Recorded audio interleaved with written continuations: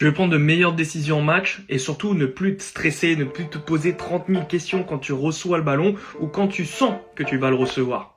Parce que oui, selon le contexte du match, évidemment, des fois tu vas être en facilité, jouer avec fluidité, totalement libéré, tu vas prendre les meilleures décisions, je le sais.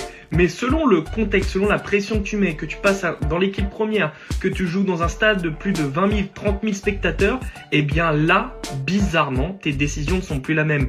Tu commences à être bloqué, à être figé et à te poser beaucoup trop de questions. Ce qui fait que toutes tes décisions sont lentes et surtout très mauvaise alors que tu sais que tu peux largement faire plus. Tu vas même jouer le plus simplement possible. Contrôle, passe sans jamais vraiment essayer de provoquer, de casser une ligne ou de dribbler. Si ça t'intéresse, je t'ai mis une routine spéciale avec tout ce que tu devrais bosser et quelques exos pour te permettre d'enclencher le processus, de prendre de meilleures décisions en match.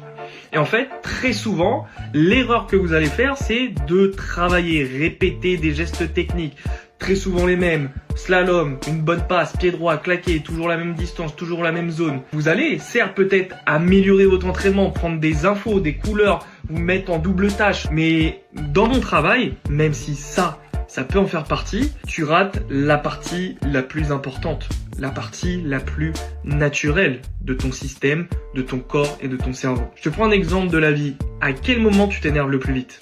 À quel moment, justement, en étant énervé, tu prends les mauvaises décisions? Tu parles et tu dis des mots que tu regrettes. Est-ce que ça te fait un peu tilt? Bon allez vas-y, crache le morceau.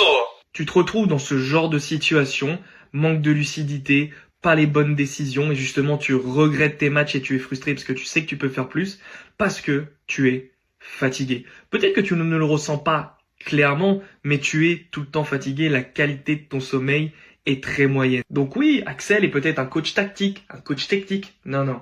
Je suis un coach qui permet de créer l'environnement autour de toi pour améliorer tes performances, débloquer ce potentiel et ça passe par une base essentielle qui est le sommeil. Évidemment, là, tu reprends un peu tous les propos classiques que tu peux entendre sur plein d'autres réels. C'est de l'entraînement invisible. Oui, cet environnement autour de ce qui va se passer sur le terrain est extrêmement important. Je t'ai donc préparé un guide pour savoir les points que tu dois justement travailler, améliorer, optimiser pour, oui, ensuite, pendant les matchs, prendre de meilleures décisions.